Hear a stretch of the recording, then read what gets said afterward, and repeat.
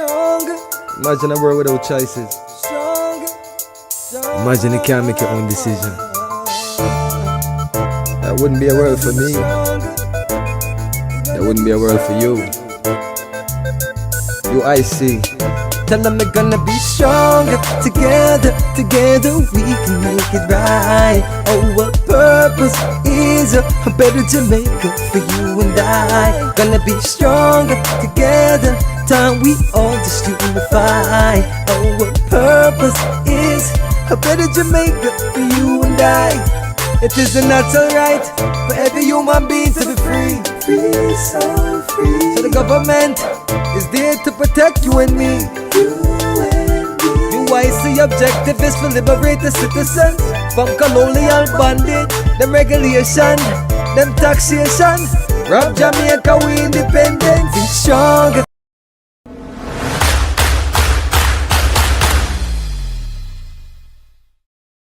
UIC Liberty TV. Change you can trust. Good evening, everyone. Welcome to another edition of UIC Liberty TV. This is Joseph Patterson. And tonight we're going to be talking about unemployment. You know, we saw recently in the news that the unemployment rate is down to 4.5%. And you saw the Prime Minister gloating. And I just want to do a little talk on that where I explain this unemployment rate and to assess whether or not we really should be excited about it or if we're being misled. So tonight I'm going to walk us through that. Yeah. So welcome to all of you, wherever you are around the world. I see Eunice Brown Knight is on. Good evening to you and welcome.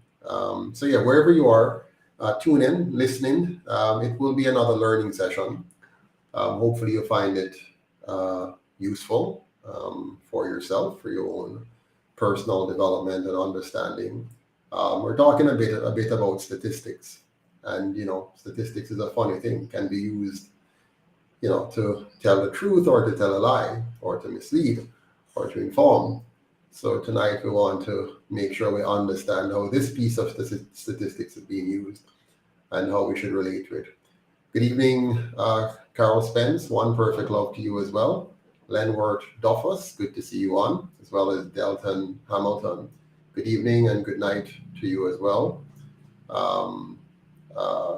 Medallion and Andrew McGregor, Juliet Chambers.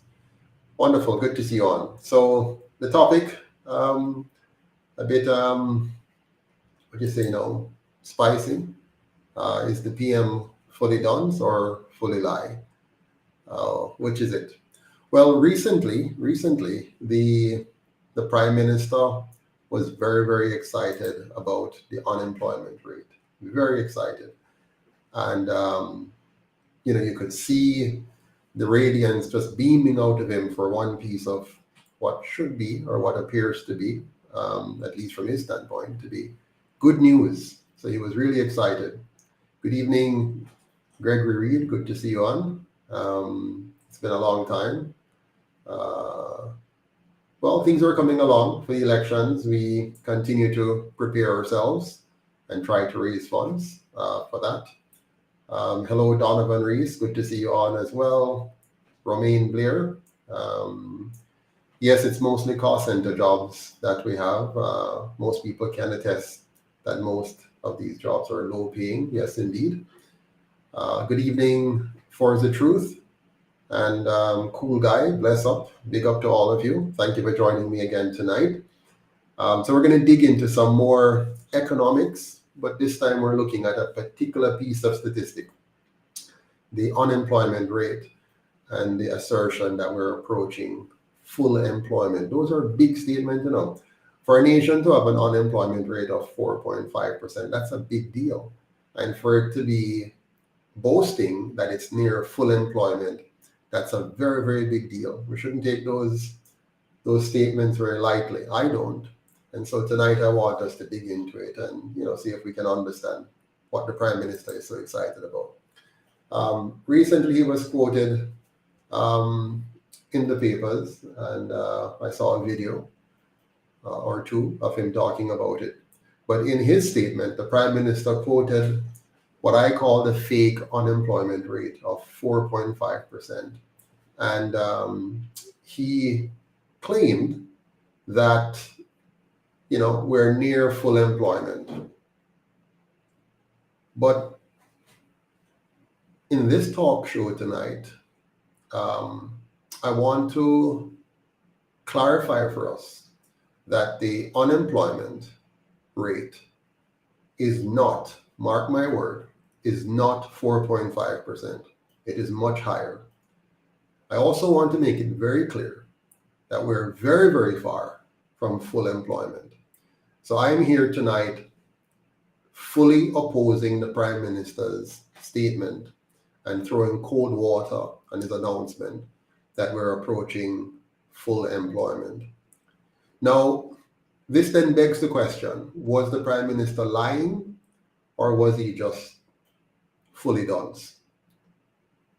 As you know, Andrew has a history of being deceptive and cannot be trusted. He has tried various things to get around the system. So you can't really trust him with just about anything. So it's very likely that he was trying to lie to the people of Jamaica, to create a false narrative that things are going well, when he very well knows 100% that the opposite is true. On the other hand, he could very well be a cunning and tricky politician, but not necessarily a smart cookie when it comes on to understanding economics and statistics. And as such, he may have taken Statin's report at face value, didn't ask the right questions, didn't know how to ask the right questions. Maybe he could not properly analyze their report. And so he took what they said and just run with the surface information, right?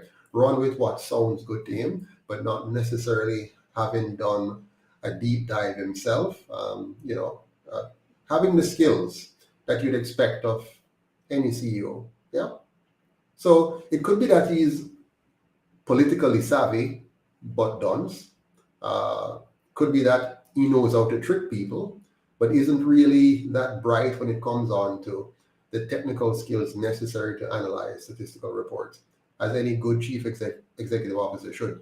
Now, I'm not saying he's one or the other. I don't know. I've never had a chance to fully assess the Prime Minister's competences, because in politics, people don't necessarily do what is right or what they know to be right. They may do anything just to win. So there are some people who their ethics is that you do whatever to win. So if you want to tell a lie on somebody, if you want to deceive people, whatever it takes, they're willing to do it to win. So it's very possible that the Prime Minister is what you would call an effective, deceptive politician, and he might not necessarily be somebody who is equipped to, properly analyze data and figures, and that is what was required of the Statin report. I read the report. It's a pretty intense piece of document, and it does require that you're able to segment the pieces and really narrow it down to what is really going on here. So if I were Prime Minister, I would ask Statin some very important questions about their methodology, about the approach to calculating the unemployment rate, the sample size, the strattering of the sample, and all of that. So I'd ask some serious questions to satisfy myself that this really is representative of the Jamaica that I know. I could hardly believe that the Prime Minister could say what he has said, knowing the Jamaica that we know. So in any event, whether he's lying or just dunce, his pronouncement that we're near full employment means he's completely out of touch with the reality created by his party and the other colonial party over the last 80 years of their misleadership of our country. I mean, without even getting the report from Statin, any well-thinking Jamaican who drives around this country on a normal basis, or even a part of this country on a normal basis, and look at the reality on the ground, could not bring themselves to even remotely consider that Jamaica is approaching full employment. So this evening, I will try to break this down for you and for everyone who wants to understand it. So first, I want us to listen to the Prime Minister in his own words. We want to hear what he has to say. Yeah.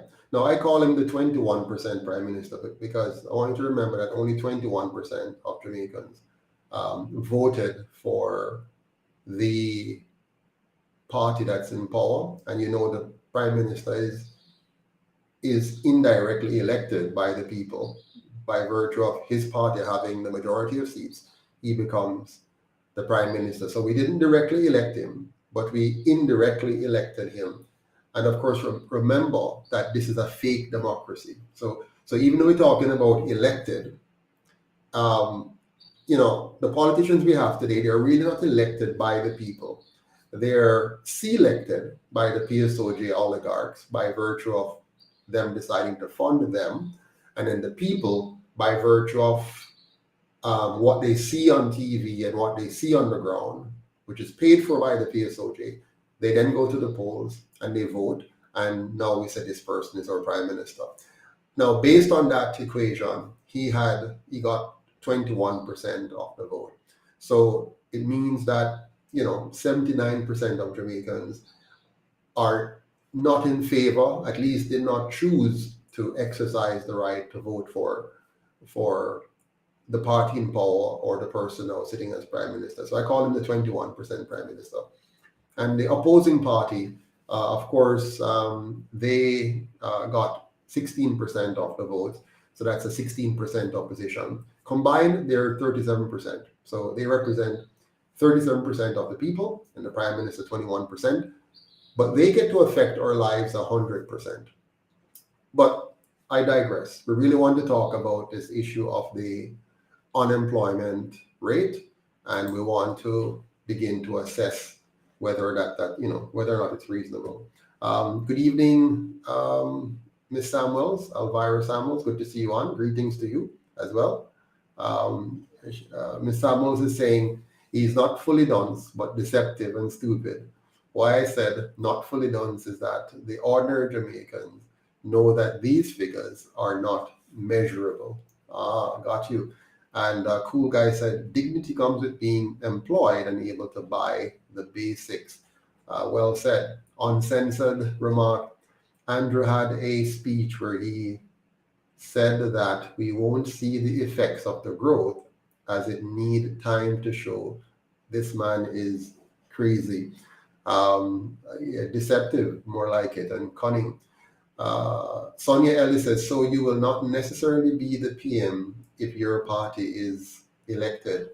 Well, Sonia, if I am the leader of the party when it is elected, and I am also elected in my seat, then based on the current system, I would be the Prime Minister, unless the majority of those in the House voted for somebody else, which would be unconventional.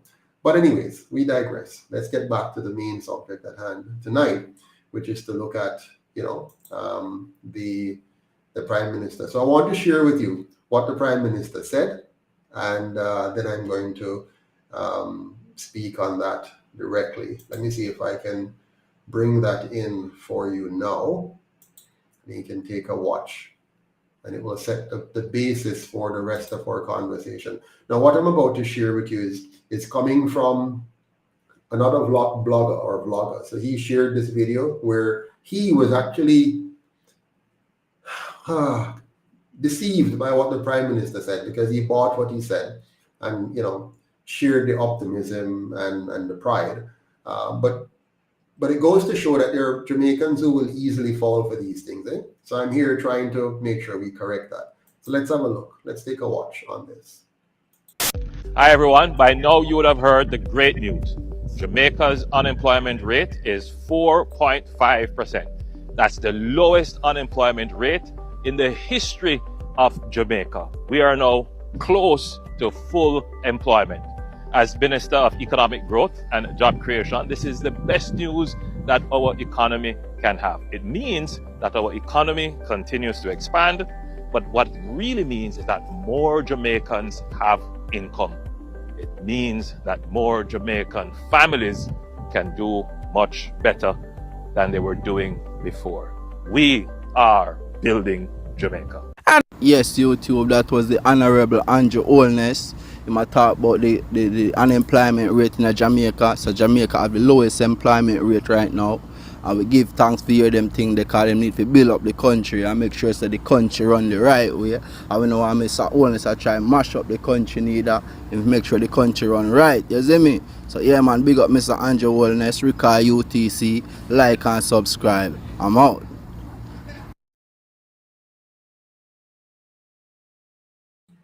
Yeah, so there you have it, the Prime Minister. He has convinced one person that what he's saying makes sense, even though the person has some skepticism there. Yes, Miss Elaine Besley Anderson, for sure, that is a big lie. And we're going to prove it tonight. We're going to break down the numbers and get a sense of what's going on here. You know, what is the Prime Minister trying to pull over on us? Now, you know, you heard it. The 21% Prime Minister said that our employment rate is 4.5%, which I will prove is not true. He also said that we're near full employment, which is a bold-faced lie. So we're going to disprove all of this tonight.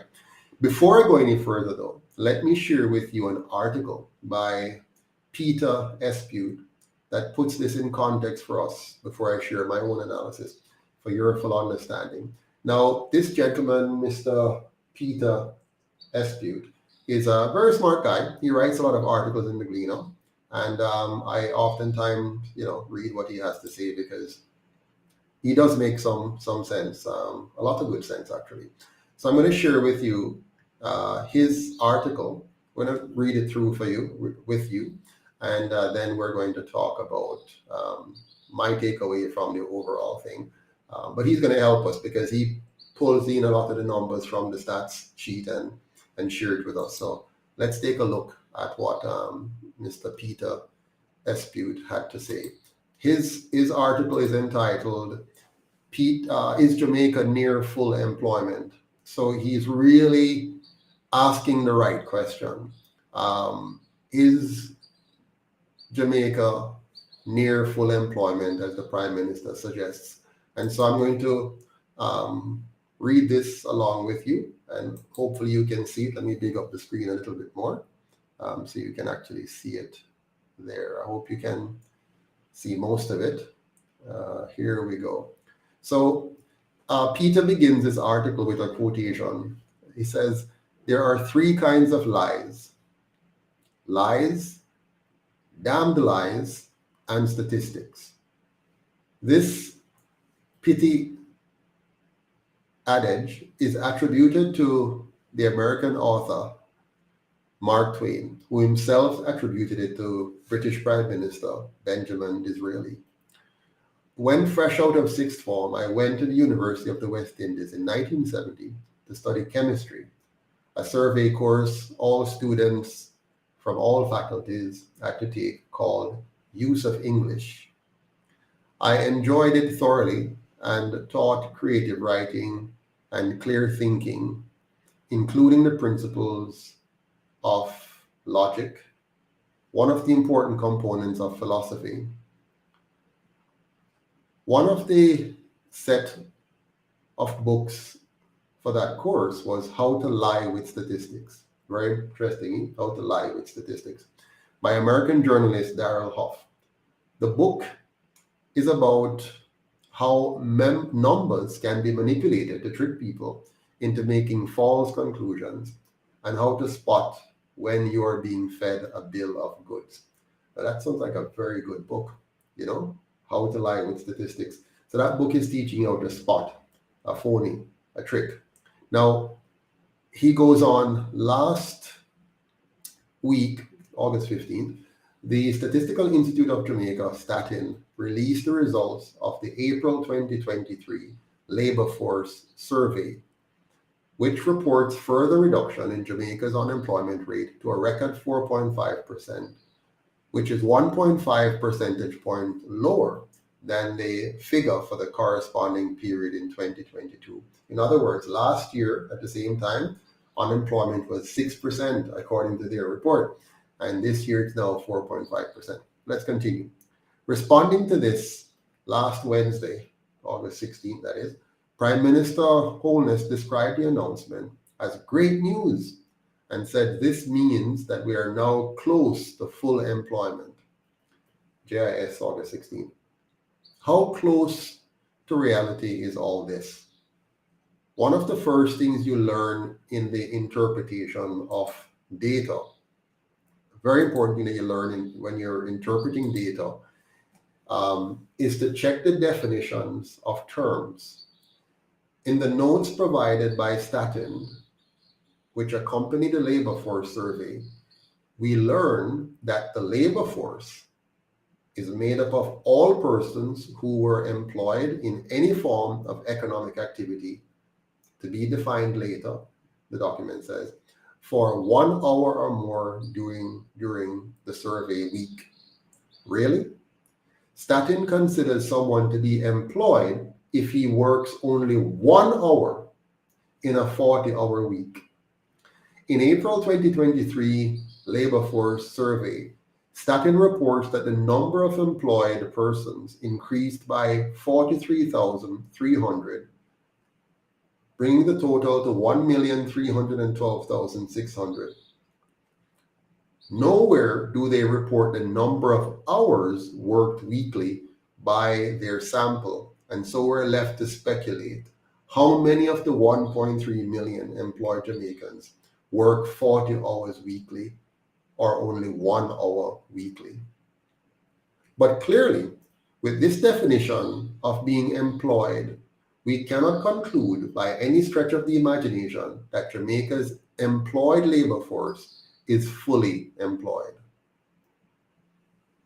In days gone by, Statin distinguished between Jamaicans who were employed and those who were underemployed. No longer.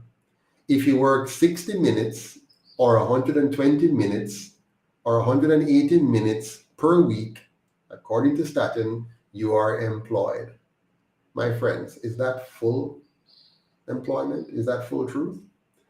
Now we can understand what Prime Minister Disraeli was talking about when he says there's, statistics, there's lies, damn lies, and statistics.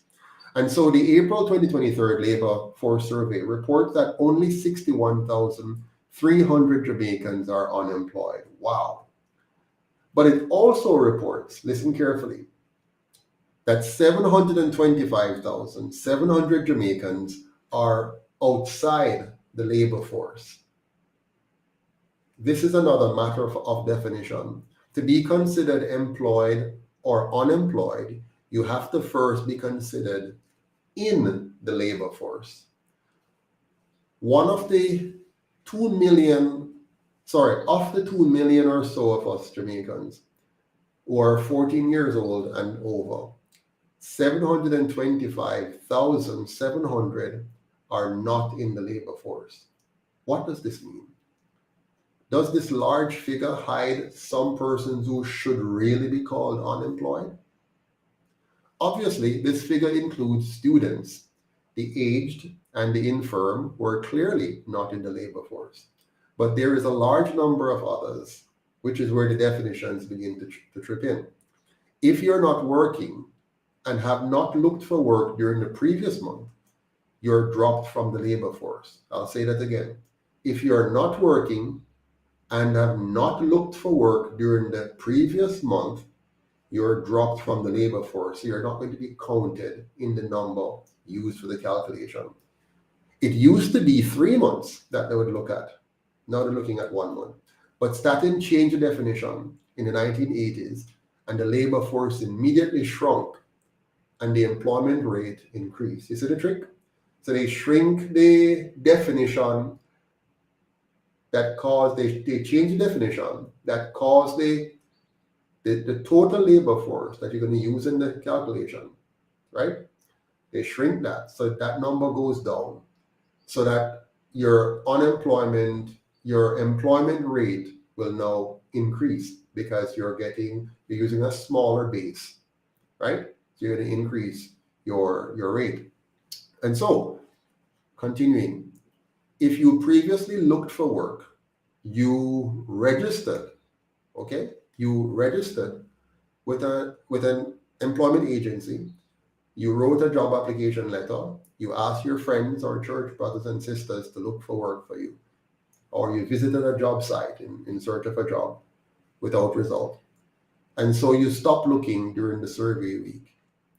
If you stop looking, you're dropped from the labor force and don't get a chance to be deemed unemployed. That's what Statin is doing here. I hope you're following so far. Okay. This is very, very important for you. Statin states that a person is included in the labor force as unemployed if they did not look for work during the survey week, but nevertheless were ready and willing and able to work if offered a job. Good luck in measuring that. In other words, how did they figure out that part of the survey? Anyways, Peter wrote, as I drive during the work week through the areas in which I serve as a clergyman, Hannahtown, Denhamtown, Jonestown, Trenchtown, Tivoli Gardens, Rosetown, Greenwich Town, etc. All places I know. I used to live in around those areas. A constant feature is large numbers of idle people on the street. Maybe some of them work 1 hour each week and are categorized as employed, or maybe they're classified as out of the labor force. It's hard for me to accept that Jamaica is nearing full employment. The fact is that labor force statistics have propaganda value and can be manipulated and interpreted to suit political agendas. Of course, there's also the possibility that the politicians do not understand the data that they're quoting and interpreting. How credible is this? Are we being intentionally misled? The politician-friendly media help this propaganda agenda with superficial analysis. Surely, economic journalists are trained to understand labor force statistics. Jamaica's economy cannot grow, and poverty will not be reduced if large numbers of employable age are excluded from the labor force. Those not working are supported by those who do. Too many unemployed men I know are of limited literary skills. Our failing education system fails not only our citizens, but also dampens Jamaica's economic prospects. Our population is growing so slowly. We're told that Jamaica may soon have to import even unskilled labor. I suppose this is only to be expected if we lose thousands to migration and abort 22,000 babies annually. Population policy and economic policy or education policy are supposed to feed into economic policy. Jamaica will be condemned to low growth and continuing poverty without a growing population and an educated labor force. And that ends the article from Mr. Espute. Now I'm going to dig in from my angle. Mr. Campbell, Mark Campbell says, kick rock, no joke. Everybody and their mother is a TikToker and YouTuber now. To me, that's why the unemployment rate gone drastically down. Okay, I see what you're saying. Interesting. All right, so let me shift gears a little bit now and dig into my full take on this. I want to break this down for you further to prove beyond a shadow of a doubt that the Prime Minister is either lying or DUNCE. You'll be the judge in the end. Now, Jamaica's population is not growing. I looked at the numbers. We actually declined in our population, meaning more persons left or died than were born in the last couple of years. So our population is shrinking. Right now, Jamaica's population should be similar to Singapore's. You know, we should have roughly around 6 to 7 million people here today if we had had a normal population growth. But because of our anemic economic growth and our high level of migration, as well as our high level of our high murder rates, our population has stagnated and has been shrinking for the last several years. We're now in negative territory, so we're having negative growth in terms of population. So that's very serious, actually. Jamaica is becoming a very aged population because of that. So we're moving into the situation where we have more and more older people than we have young people to support them. And many of the young people that are coming are not equipped to be high-level producers to, improve our economic standing. So Jamaica's population is not growing. Our best and brightest are forced to become economic refugees, while those who remain are aborting the unborn to avoid the additional financial burden of bringing a child into this messy affair we call Jamaica. So this is serious. This is all about government policy and how it's affecting us in terms of population and economics. So the government policies of the last 80 years have caused more people to migrate, fewer babies to be born, whether they're stillborn or otherwise aborted, or parents deciding they don't want to have children because of the economic situation. Jamaica also has an education problem, a dismal one, because we're failing about 70% or more of our children every year. When combined with the high rate of migration, this produces a high concentration of unskilled, low-skilled, ignorant, and arrogant citizens who gradually becomes more and more unemployable. Very serious. If we as individuals day to day don't see this in the way I'm framing it, because we're busy carrying on with our lives. But if you think about that reality, that we're failing 70% of our students every year, and that a lot of the best and brightest are leaving us as quickly as they can, and we're concentrating the worst of us, low-skilled, unskilled, ignorant, arrogant, and many of those persons stay out of the regular job market for such a long time that they become unemployable. These are very, very serious statistics and trajectory that we're looking at. We should be seriously concerned about this.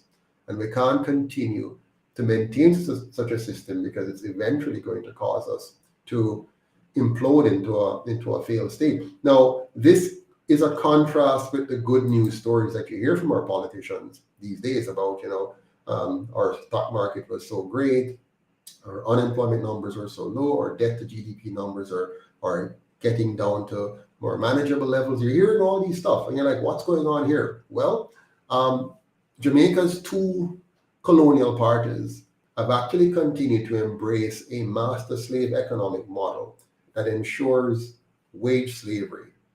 Yeah, they achieved this by imposing laws, regulations, and cost structures that favors their colonial masters and the PSOJ oligarchs or big business, while oppressing small and micro entrepreneurs and suppressing competition. So the economy is generating massive amounts of wealth, but it's being generated in a way that doesn't disperse to the wider mass of people. And this is by design.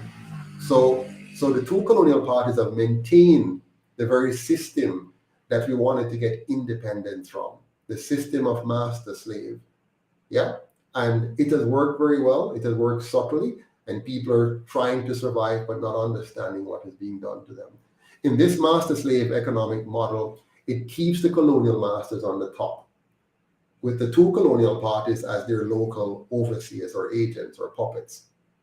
And they're kept in check by the PSOJ oligarchs who fund their campaigns, so they get to call the shots.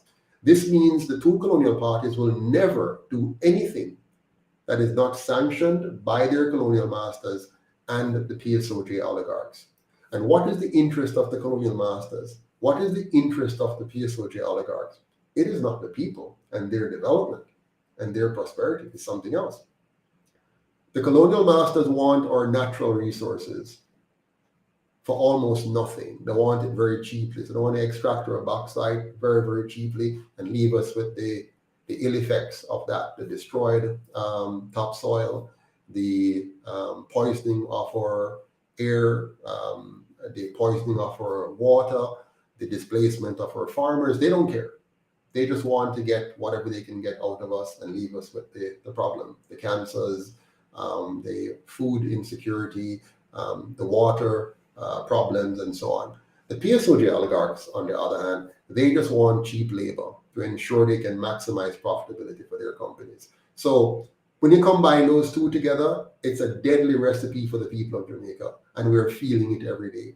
They get this kind of environment by eliminating competition for labor, by limiting entrepreneurship, and setting artificial barriers, artificial low wages, so they can corner the masses and milk us like they did the slaves. So slavery hasn't left us. It's just a different form, a more sophisticated form, a more sanitized form that makes you feel like you have hope, you can do something, but you're really edged in. Now, a few of us can break slightly out of the mold, and then we have to decide, where do we go? Most people just side with the backer master, side with the colonial master, side with the PSOJ oligarchs, because they don't want to lose whatever ill-gotten gain they have achieved by learning to navigate the system. So when they learn to navigate the system, they sit on it and just fit in, and they're not prepared to do what I'm doing and step out and fight for change. They'll just get the small benefits they get while Jamaica gradually grinds into the ground. And many of them hope that by then they'll get a passport and visa and fly to somewhere else, Or the truth is, they may not even think that far. I hope you're following, because this is really what is happening. Yeah. Ms. Pinnock, good to see you on. What did you say there? Your organization with you at the helm is the change we need. Thank you. Very, very much appreciated. Chinese will make up the difference, says Jamflix. Yep. No, I'm going to get to that about the living wage and so on, but let me continue. This master-slave model of economics results in you take whatever wages they offer you or starve, because between the colonial masters and the PSOJ oligarchs and the politicians who are acting as their gatekeepers, you cannot escape their excessive taxation, their draconian regulations, or police brutality and incarceration.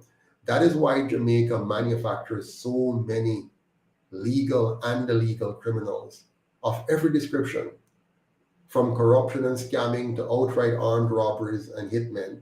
We're very good at producing criminals because the powers that be crowds out the majority from accessing what we need to access to build more business opportunities and create more jobs and higher paying jobs for our people, because the system systematically concentrates power and wealth in the hands of a few, marginalize the rest of us. And so those on the fringes gradually turn to something else to find some kind of power and some kind of reprieve and some kind of prosperity in whatever shape or form that may take.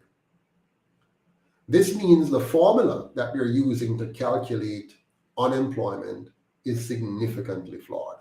If you look at what I just said a while ago, you cannot now use the formula that they're using. It's just not a good formula. It does not really look at the realities that we have in Jamaica and make sure we're coming at it from a proper set of metrics. And so we end up with the fake data that we have. So first of all, it is a survey or a poll. So to understand this statistic, you must know that it's not real. It's not them going around and counting every Jamaican who is unemployed and every Jamaican who is employed and so on. It's a sampling. You take a sample and they stratify that sample based on different regions and so on and pick the number of persons. It adds up to about 1%. Yeah. So it's not a real count of A, those who are willing and able to work, and B, those who are unemployed, and C, those who are underemployed, and D, those who are unable or unwilling to work. Now, those are the stratification they should use and get real numbers based on the fact that they do collect a lot of data. They collect data about students in schools. They get data about people who are employed. They get data about companies that are registered. So there's other ways for you to have a good feel and understanding, but they don't want a good feel and understanding. They want a misleading statistic to continue to mislead the people. Now, the current survey claims to have taken a sample of 1% of us. If during the last week, the time when they take the measurement, did we work for 1 hour or more on a farm or in a business of any kind? So if in the survey, based on how they ask you the question, you end up suggesting that you work for 1 hour on a farm or business of any kind, then they will count you as employed. Do you consider that to be a good measure, a nice measure, a responsible measure, a very adequate measure? I don't. I think that's a real joke, actually. You also know how Jamaicans work, right? How just look at how government workers work. How efficient, how thorough, how careful do they carry out their work? They hardly care about us. When you go into the office, you're treated like nothing. So these people are going out, and by the way, I've never been called. Nobody's ever checked to see if I'm employed or unemployed. I don't know about any of you. Nobody's ever come to my house or called me and verified, are you employed or unemployed for the purpose of this statistics? And I don't know anybody else who have been contacted. I checked around, nobody that I know have ever been called to be a part of this sample that they give us, that they tell us that they have done in order to get, in order to get to the number that they share with us. So I've never seen any. Now, so Mark Campbell says, me neither. Ventus Brown said, good evening, Mr. P and UIC supporters. Good evening, Mr. Brown.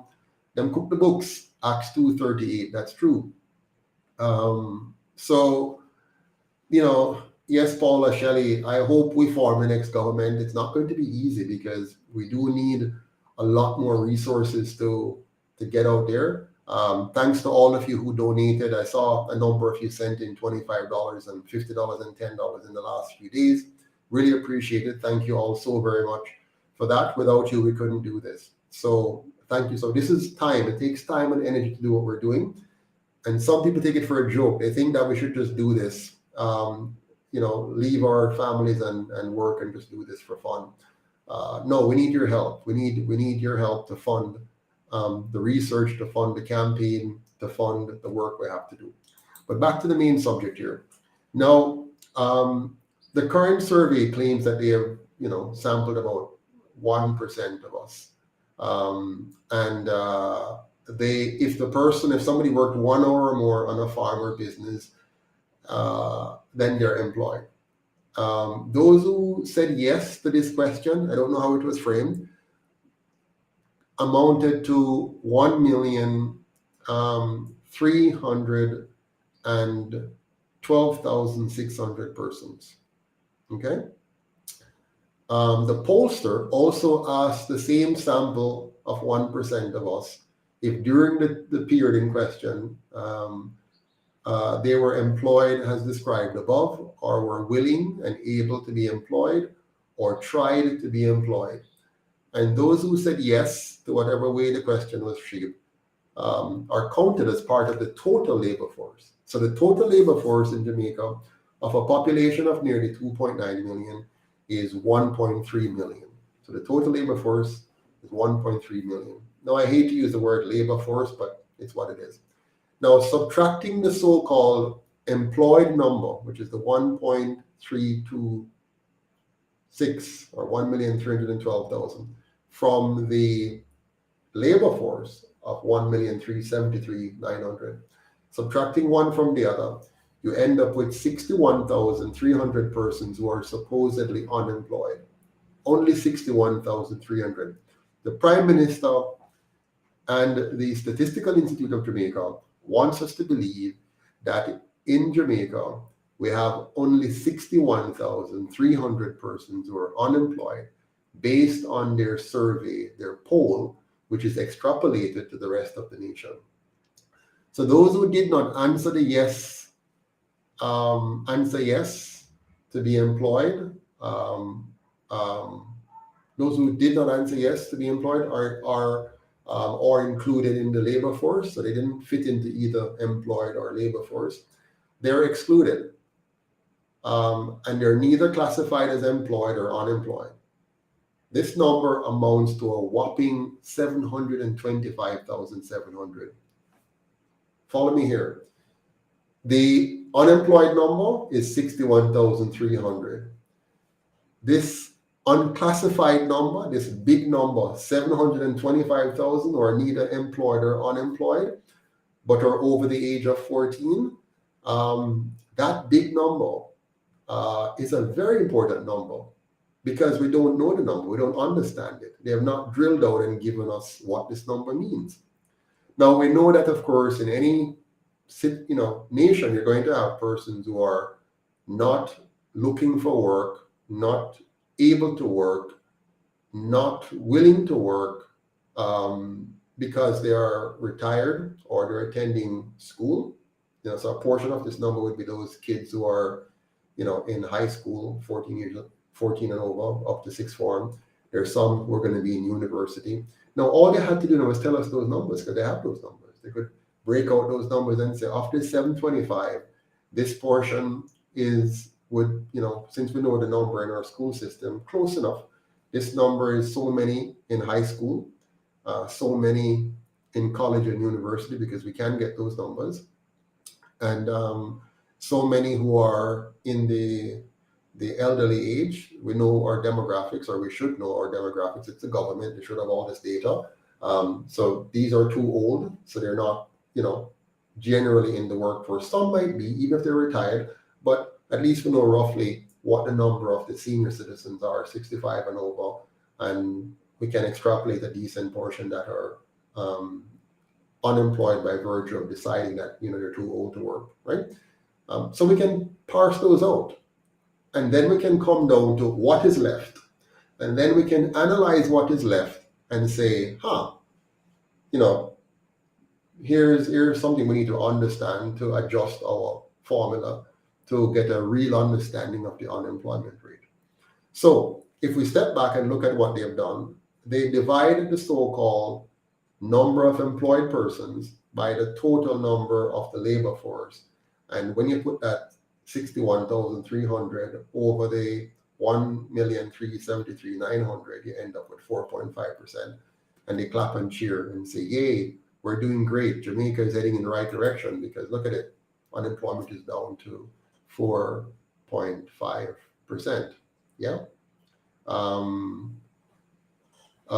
Acts 2:38 is asking if the UICs charged a fee when we receive donations from.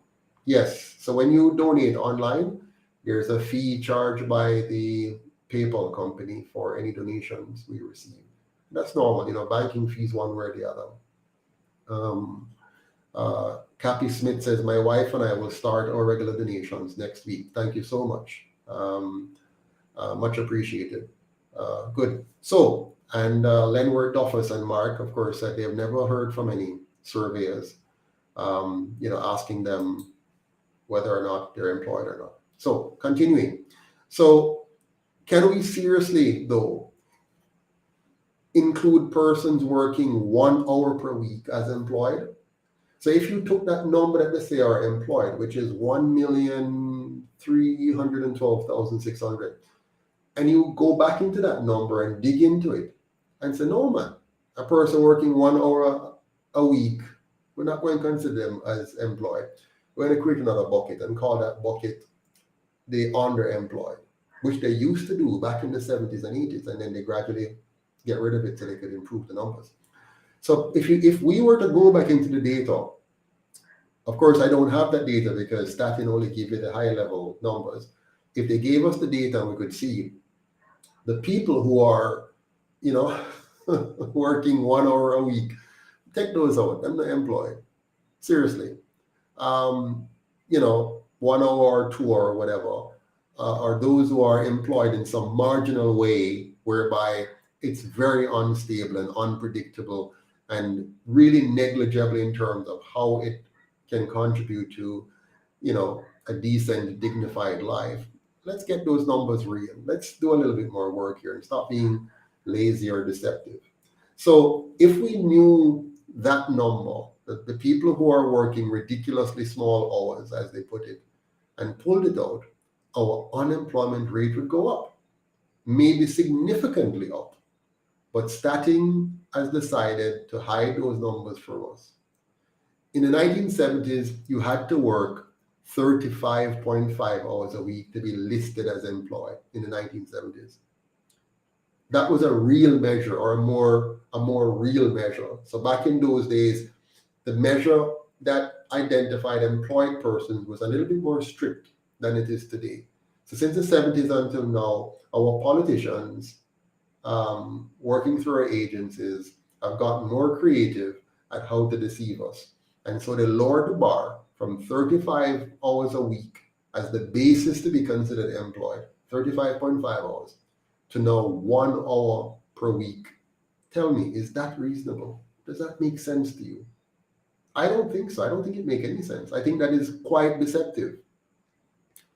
You see, most people aren't going to see this level of detail when the fake media come and announce and don't give us this kind of clarity. The fake media just come and say, oh, unemployment rate is now 4.5%, and the Prime Minister says we're approaching full employment. Cheers, cheers, cheers. They hardly ever give you any serious substantive analysis.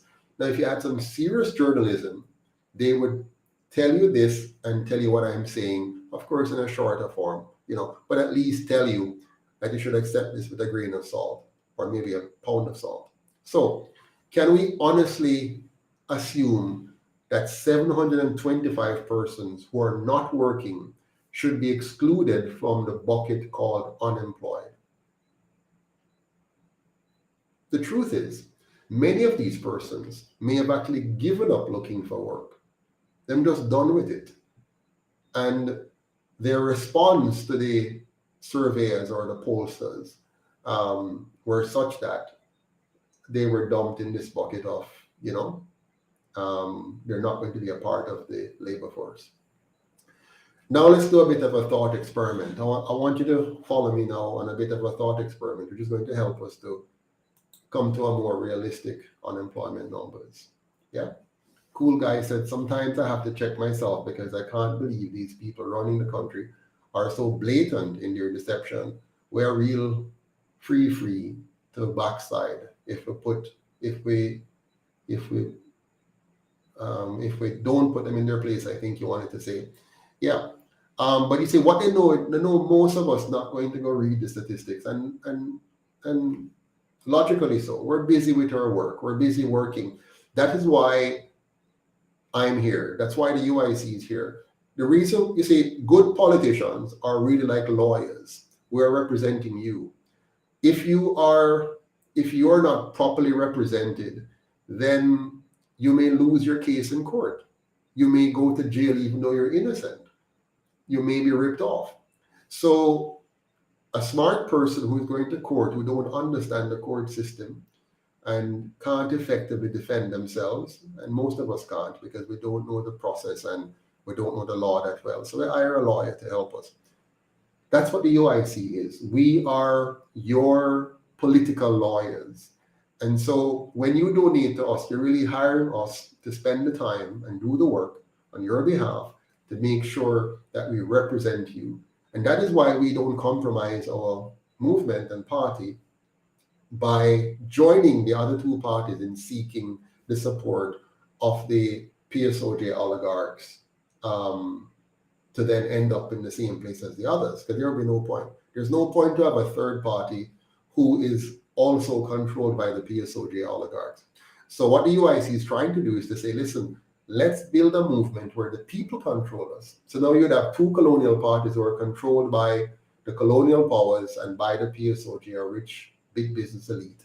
And you'd have the UIC, who is controlled by the people, funded and controlled and owned by the people. So that when we go into the electoral process, like a good lawyer, we're working for you. A bad lawyer is one who you hire, but your opponent is paying them behind the scene for them to work against you. That's a bad lawyer. And that's what we have in Jamaica. The two parties are bad lawyers. They pretend to be working for us while they're actually working for those who are not working in our favor. They're working against us. Yeah.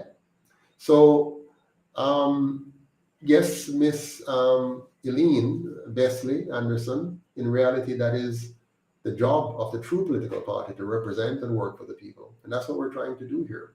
Thank you. Now, as I was saying, let's do a little bit of an experiment. Let us assume for a moment, and I did the math here. Let us assume for a moment that memory. Let's assume for a moment that we take of the 725,000 people who they have excluded and haven't counted them in the bucket of the labor force or employed or unemployed. Let us assume that after you take out the elderly, take out the high school students, take out university students, take out the infirm, and all of that. Let's assume that 25% of this number, of 725,000, let me just remind myself of the math here. Let's say 25,700 there were. I'm going to take 0.25 or 25%. So about 181,000 out of the 725,000 are actually people who would really like a job. They would really want a good regular job, 35.5 hours a week with a decent paycheck, and they're doing good productive work. Let's assume there's about 25% of that number out there that has been excluded. If we bring this number in, now I'm still not even dealing with the ones that were only working 1 hour. If we bring those in, it even get worse. But let's say we're bringing just 25% of the 725,000. That would bring the unemployment rate up from 4.5% to 15.6%, almost 16%. That's how much they've tricked us with this number, at a minimum, because I'm being very conservative here.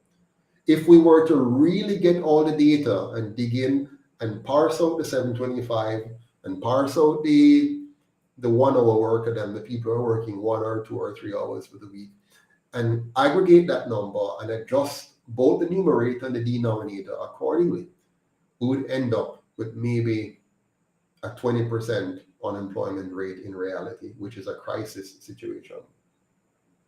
Yeah. So if you look at the reality on our streets and in our communities, you'll see very clearly that we're nowhere near full employment. A lie, Andrew, a lie, or a dunce and dunce. But of course, I think we all know what the answer is. We're not anywhere close to full employment in this country. In fact, we're facing a full crisis in this country. A crisis of an aging population because people are having less children because of the cost of having children. We're losing many quality Jamaicans to migration, and our crime rate is also taking a lot of precious lives. So our population is declining due to the lower birth rate and the brain drain and so on. And because of that, it's aging. So you're having less of a younger population to support a growing older population who will not get any visa to go anyway, because the other countries are going to take mostly our younger people. Yeah. So Ms. Samuel says, Mr. Patterson, with the implementation of computers, the more unemployment occur. Yes, even the security guards are being employed as receptionists and computer operators with the same security guard pay. Absolutely. So clearly, the numbers they're giving us is deception, because you can see, Ms. Samuels, that even the advance in technology is changing the mix so that more and more people are, losing their work because they're using less people to do the same things. Yeah.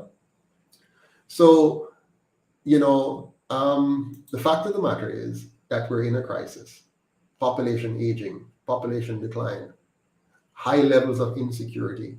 Most of us feel very unsafe in our communities. A lot of people who are working poor. They're going to work, they're getting a paycheck, but the paycheck can hardly cover anything.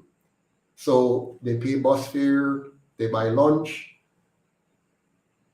and barely anything else. So they're just existing on the margin. They're going to work and existing on the margin. Housing is unaffordable. I mean, a young person today who wants to buy a house, they're in their 30s and trying to start a family and getting things going, they can't buy a house and they can't afford rent. So they have to kind of do all kinds of things to survive. Many Jamaicans are eating very unhealthy foods because they can't afford to buy a decent basket of grocery with the kind of foods that they know they should be eating in order to have a healthy family. They're on the go, rushing and trying to survive. So they're eating fast foods and they're eating junk food and they're feeding that to their children. Many children are not getting a good home cooked meal. They're not getting attention from their mothers and fathers. Some don't have any fathers or mother. Food prices are just too high for them to afford. There's a high concentration of wealth at the same time in the hands of a few. So you have a few people at the top raking in billions of dollars. A very few people, 10% of Jamaicans who are controlling 90% of the wealth, while the other 90% is living on 10% of the wealth. That's the kind of Jamaica that these two parties have built, that they have created, that they have sustained, that they're protecting. And we, the people, if we're going to change that, we're going to have to own our own party, own our own movement, and do it. And we have to be careful about those who come to us and tell us that we should join their party to do it, because they may not have any sense. They may just simply have sweet talk. But there are others who might be even more charismatic. I'm not charismatic. I just speak, right? I'm not even a politician, to be honest. If you look at me carefully, politics is not my forte. I'm really interested in nation building, in fixing the country structurally so that it can give us the kind of environment we need. I wish I could do this without bothering with the political foolishness, the game playing. But there are some people out there who love the game playing. They have no problem lying, stealing, tricking, deceiving, killing. They're evil. And for them, politics is not about improving people's lives. It's about tearing down people and destroying people. So for them to build their parties, for example, they have to tear me down. They have to tear down the UIC. They can't actually put forward anything solid. So they're kind of empty heads. So you have to be careful that you don't follow such people and end up jumping out of the frying pan into the fire, because that's going to happen. Yeah. There are many, many persons out there who are beginning to see, because of the UIC's work, they say, we can go out there and ask people for donation. We can start something and we can go create a party and say, yeah, be careful of them. Be careful where they take you to, where they lead you to. But I digress again. The UIC solution to all of this is a system of good governance to stem corruption and free up the economy for the small man and the small woman, so that they can fully participate, unencumbered by red tape and bad regulations. We want the small man to be fully integrated into the economy and given the support, given the infrastructure by government to be able to achieve their full potential. That's the biggest missing link in Jamaica's development. You have to have good governance for that. If you don't have good governance, then your politics and your politicians and the institutions they create becomes the very undermining source of destruction for the people. So the UIC is focused on good governance. Beyond that, we're going to restore the land to the people with an affordable housing policy that makes every Jamaican family a property owner in communities that look, smell, and feel like a tourist resort. We have to give ourselves the kind of environment that we need to succeed.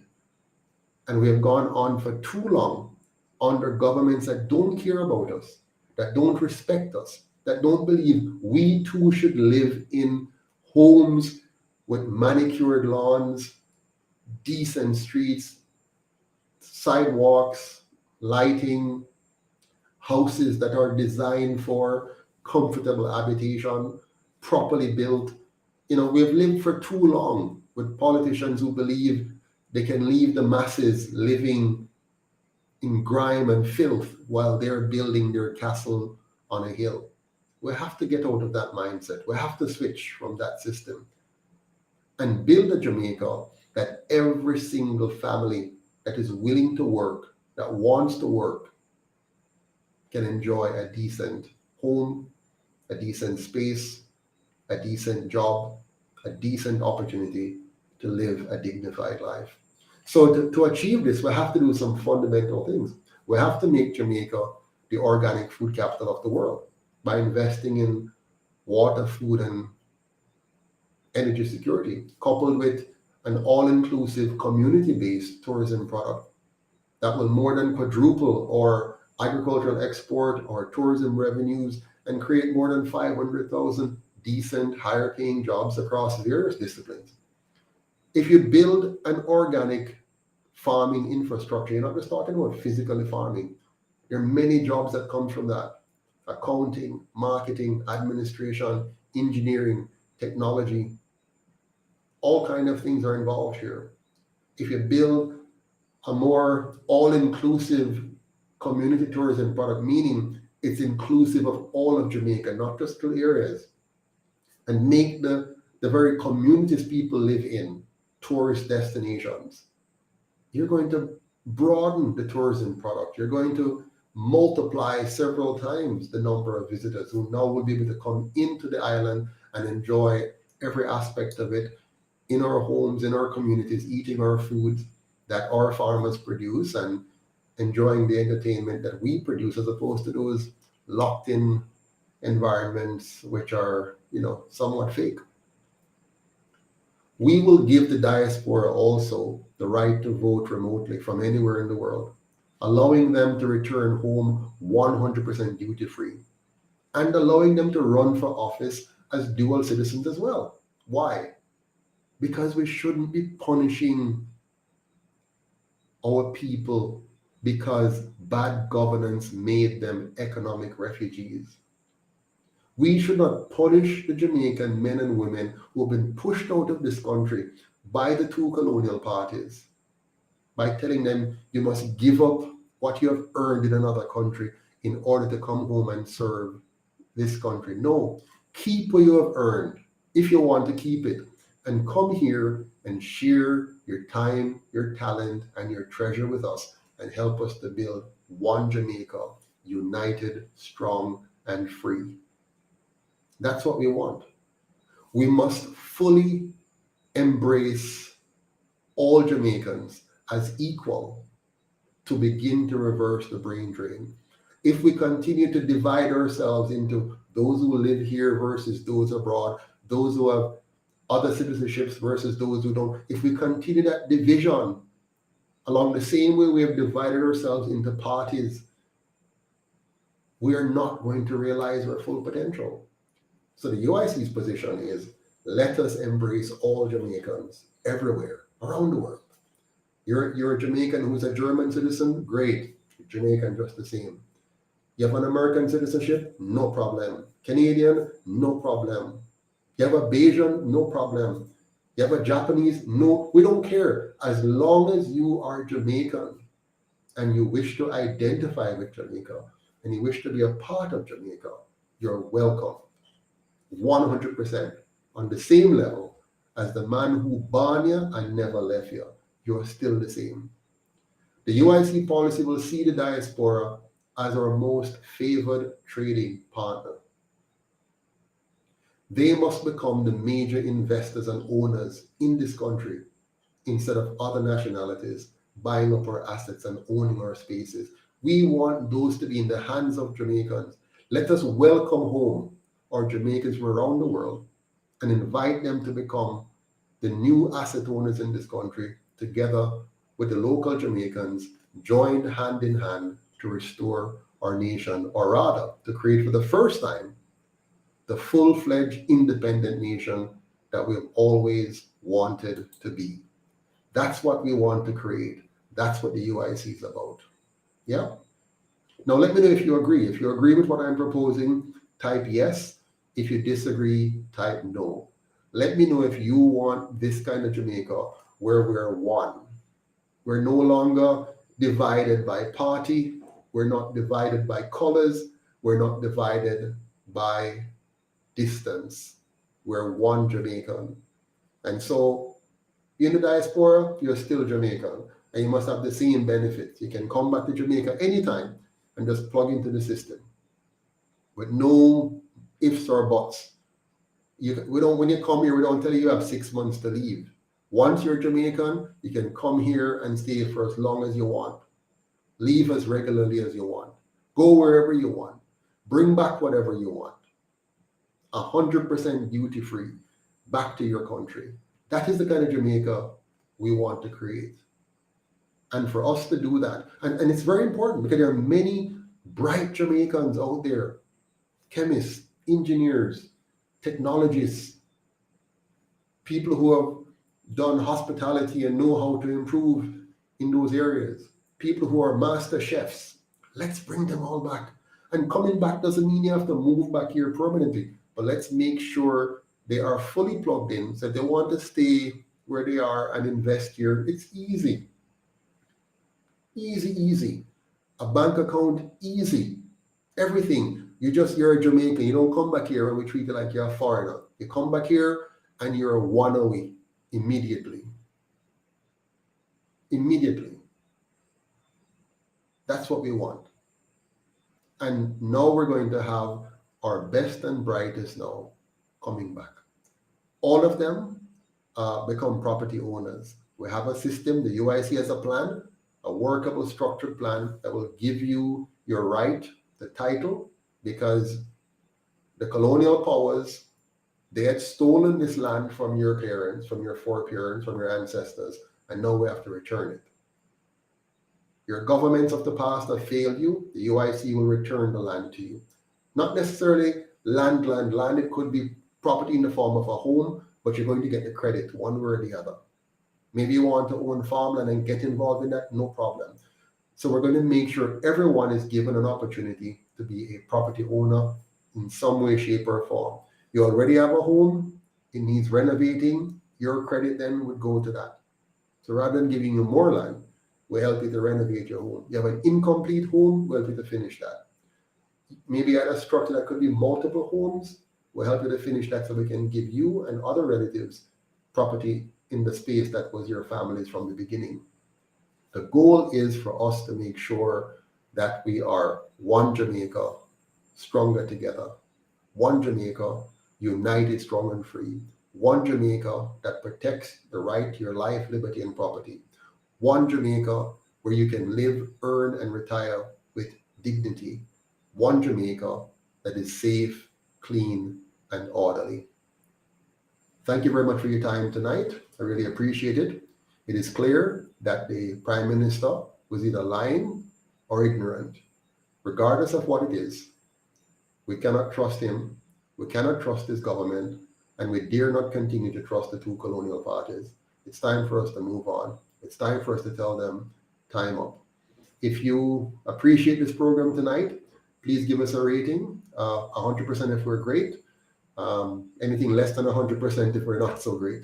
So please go ahead and put your ratings now, or even after I close the program, you can come back on and just share your thoughts. I'd love to hear from you. Say more and let us know what you think about the UIC, and don't forget, please donate. We cannot do this without you. We need you, and we're just ordinary Jamaicans like you. So we're not rich and have a whole heap of money. So it's us coming together, uniting our time, our talent, and our treasure that we can do this. So thanks again, and have a good night until we meet again. Take care. All the best.